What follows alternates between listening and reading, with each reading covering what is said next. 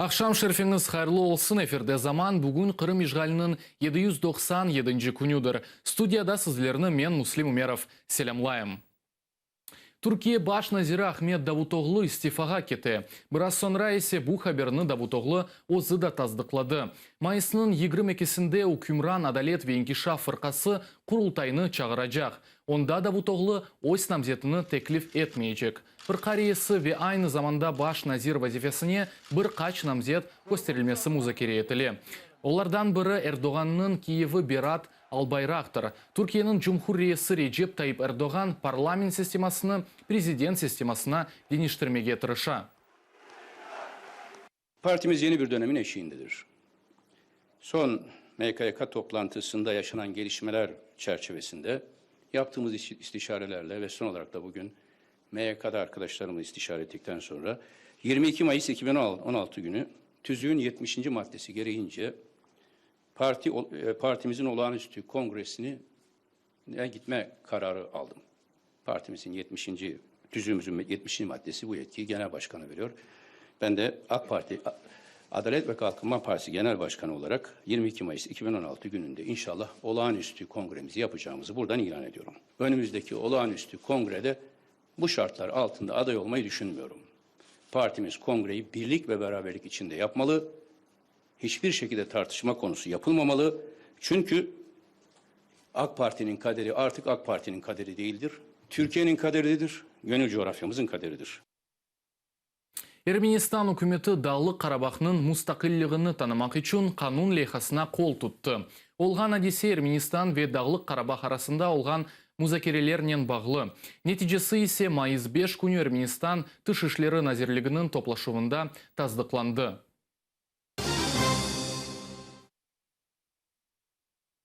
Avropa parlamentinde işgalge uğragan Yarımadada Kırım Tatarlarga karşı aq huquqlarının bozulması hakkında münakaşalar ötkerilecek. Bu mesele Avropa parlamentinin Strasbourg şehrinde keçirilecek umumi toplaşuvının gün tertibinde kirsetilgen. Kırım'nın bağlı münakaşalar Mayıs 12'sinde ötkerilecektir.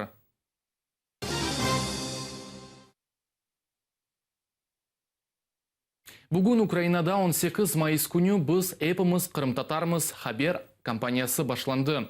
Aktsiyani Kırım-Tatarlarının sürgünlüğüne bağışlandılar. Şiarı men soykırımını başımdan geçirdim. Maksadı ise Ukraynliler ve halkara cemaatçılığa halkının faciası hakkında bildirmektir. Tafsilatlıca bizim levhamızda. 18 yaşındaydı. Sabahte 1944 senesi Mayıs 18 günü askerler onu evinden çıkarıp mal vagonlarına taşladı.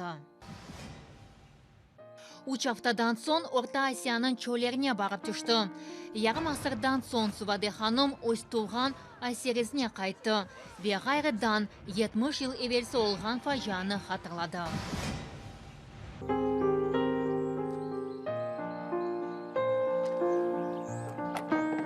30 saniyede vatan hasretligi ağır nihayet avdet yolu. Bu kadrlarda olğan Kırım Tatarları sürgünlüknün şartlarıdır. Böyle etip Kiev'de 18 Mayıs biz Epimiz Kırım Tatarmız kampanyanın taqdimnamesi geçti. Onu sürgünlüknün Anув күніне bağışladılar.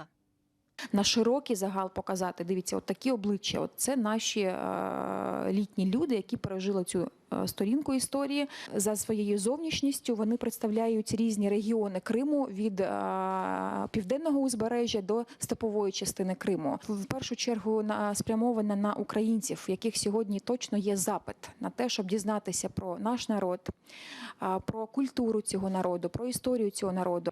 Sürgünlük tabin 783 senesinden başlay. O vakit Kırım Tatarlarının devleti Kırım Hanlığını işgal ettiler. Kaydetti tarihçi Gülnar Abdullayeva. 150 yıl Tamır halkını öz toprağından Türkiye'ye gitmeye mecbur ettiler. Sonra 1944 senesi sürgünlükte halkın yarası elak oldu. В то время, когда на фронте гибли лучшие сыны этого народа, в Крыму стариков, детей, женщин депортировали, вывозили из Крыма в вагонах для скота, и в результате этой операции погибло более 46,2% человек. По сути, это был самый настоящий геноцид крымско-татарского народа. Видео левхаларны меркези шахси ve региональ телеканаларда көстермеге планлаштыралар.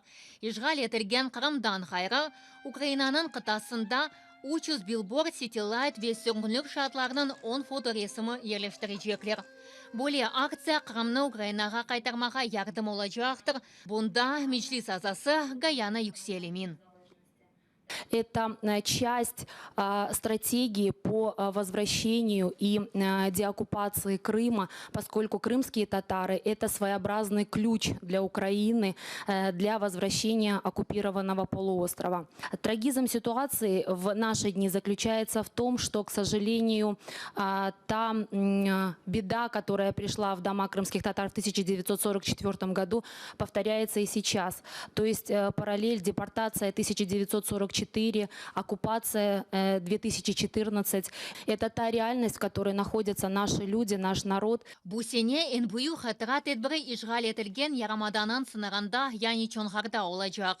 Ана топрағына яқын Херсон ве Запорожье вилетлерде яшыған Қырым татарлары топлашачақ. Киев, Львов шерлерінде де сүрнікте елі ақолғанларына анажақлар. Эльвина Сидбулаева, Альдар Эцматов, Заман, АТР. Қырымда майысының 18-інде мақсус қызметлер Қырым татарларыны қабатламақ үшін теракт епа білелер. Бұл малюматыны Қырым татар фалейчісі Эрфан Кудусов Бешуйлі өз Facebook сайфесінде білдірді. Оның сөзлеріне көре терактлар Куйбышев базарында, Москальцо ве Ахмеджетнің бұйық тижерет меркезлерінде ола біле. Подошел человек и на доверительном основании сказал: пожалуйста, не будь вот 18 мая, пожалуйста, вот в 4-5 местах города Симферополя. Это Куйбышевский рынок, это Москальцо и 2-3 больших торговых центра симферопольских.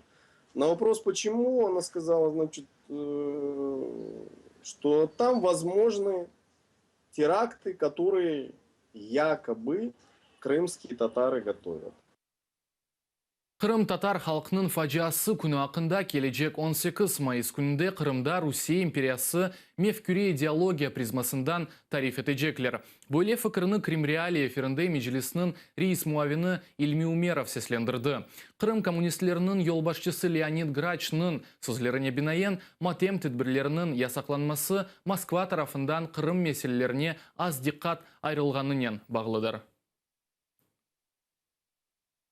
18 мая, если бы что-то в Аксенова там говорили было нормальное и в этой власти, а Москва вообще внимательно посмотрела не через призму Аксенова, а через призму хрупкого межнационального, межконфессионального мира, который в Крыму еще сохраняется, тогда надо было бы сказать: пожалуйста, вы хотите провести на площади Ленина 18 мая, мы понимаем, что это за дата, насколько она важна для вас и так далее. Проводите.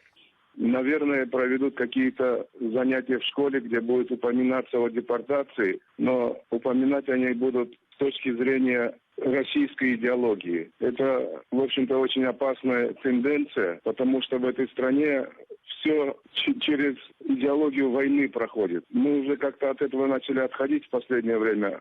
Сейчас мне очень жалко наших детей, которые остались в Крыму и учатся в школах, но это все нам придется исправлять.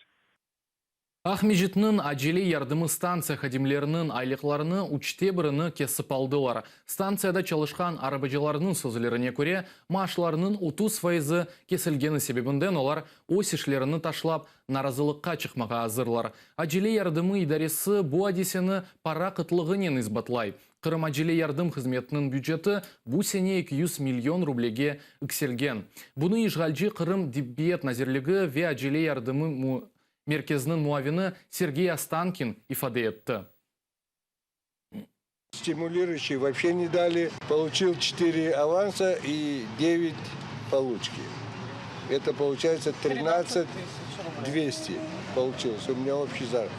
Когда я получал 21, 22, 18 бывало. Но меньше 18 не получал. А это вообще скатились на нет. А зарплата же не только водителям резко упала, она упала и медицинским работникам. У всех нет стимулирующих, 0, начиная от санитаров, водителей, главных врачей и так далее. Для каждой медицинской организации они прописаны свои правила. Скорая помощь получает за застрахованное лицо, действительно. Но не застрахованных у нас масса. Просто катастрофа. Из-за них, соответственно, денег пока мы не получили. Кырым ишгалчы акиметі ақярның иш адамыны 1 миллион 600 000 рублеге, яғни 24 000 долларға жазалады. Иш адамына айыт мини атылында яшаған туристлер миграцион қызметінде қайыттан кечмегенлері үшін месулиетлікке желпеттілер. Ақяр Гагарин районының ишгалчы прокуратурасы тешкеру девамында қомшу девлеттен келген 4 инсанның яшамасына білгелеген.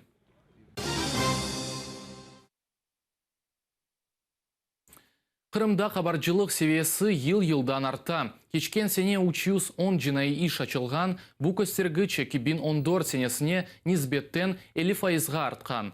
Хабар миқтары 15 доллардан 300 000-ге қадар қайт етілген.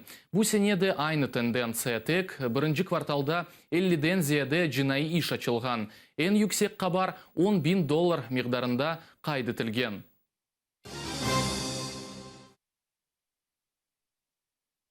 Кырым Виато бөлгесіндегі абитуриентлер Украина али оқу йортларына тыш имтианларыны бермейіп кіребілелер. Бұны Украина Тасил Вейлим Назиры Лилия Гриневич үкіметінің топлашуындан білдірді. Назирның сөзлеріне көре ишғал бөлгелерінде ВНО-сыз ярышмадан кечіп бір сүрі университетке кіребілелер. Али оқу йортларының жедвелі Назирлігінің интернет сайфасында ерлештірілген.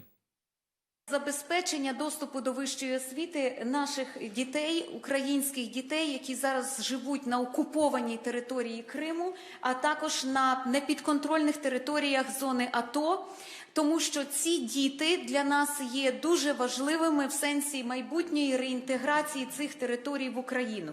І ми повинні зробити все для того, щоб вони мали доступ до вищої освіти в країні. Окрім додаткової сесії, яка передбачена влітку з зовнішнього незалежного оцінювання, яка передбачена для тих, хто, наприклад, не зможе зараз скласти його, ми передбачили відповідно зміни до умов прийому на основі прийнятих законів у парламенті для таких дітей, щоб вони могли потрапляти до певних університетів за вступними іспитами на конкурсній основі, але це ті університети, які евакуйовані з зони АТО, і ті, які знаходяться на території Донбасу, отже, страждають теж від малої кількості абітурієнтів. Кырымны Украина эркеніне қайтармақ керекмі? Бойле суальны мұхберлеріміз Украина пайтақтының сакинлері ве мусафирлерінден сұрады. Язылған жауапларымызны дилемеге теклиф етеміз.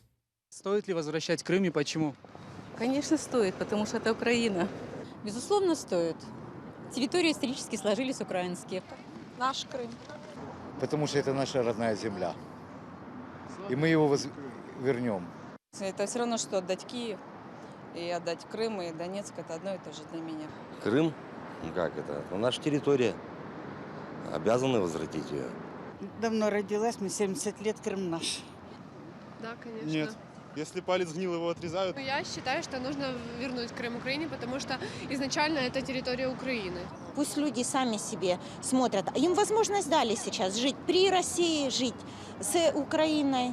Пусть они решат. Они же сами туда хотели. Хотели умереть в Советском Союзе, с катертью дорога. Що у нас правительство недостойне, оно не зможе його повернути. Він був на дотації, правда? А ми бідненька країна. Хай буде вільний Крим. Татарам віддамо. Честно, затрудняюсь ответить. Вообще, я аполитичен. Но если Крым наш, почему кому-то дарить или просто отдавать? Это же самая изюминка нашего государства. Нет, я думаю, не стоит, потому что нет необходимости в этом. Конечно, стоит возвращать Крым. Но потому что это украинская земля. Крым – это Украина однозначно. Обязательно. И возвратить татарам его надо. Это законная украинская территория. Там живут украинский народ, который хочет быть в Украине. Поэтому, я думаю, мы должны за него бороться. Зачем этот прицеп? Притом жителями, которые ненавидят материковую Украину. Зачем он здесь? Я лично считаю, что Крым – это Украина. Украина без Крыма – это не Украина. Да, конечно. Конечно, стоит. Боже мой, это даже не вопрос. Это украинская земля. Не знаю, там люди живут уже своей жизнью. В Крыму, в Украину они отсоединились, наверное, уже не хотят. І треба добиватись, щоб вернули Крим, Україну і вернули цим корінним народам татарам. Украина пайтахтында Хыдырлес байрамы майыс еді күні өткерележек. Байрам тешкілячысы Қырым еві адлы девлет ишханесыдыр. Тешкілячыларының созылеріне бинаен Қырым татар байрамы Крымская поляна, яғни Қырым аланы мейданчығында Пасха Фест фестивалі черчевесінде өткерележек. Бұл сене фестиваль Киевде Владимир Горкасында ерлешті. Хатырлатамыз, ишғал олынған Қырымда Хыдырлес майыс уч күні қайдытылды. Бүтін дүния Қырым татарлар конгрессы бұл ел Исвеченің пайтақты Стокгольм шерінде кечірілежек Евровидение 2016 түркі ярышмасында Украинаны темсил етежек Джамалығы дестек көстермеге чағырды. Бұл ноқтада йайнымызны екінлейміз, сізлерге ей ақшамылар тілейм, йайнларымызны қачырмаңыз, аты әріле олыңыз, көрішмек үзіре.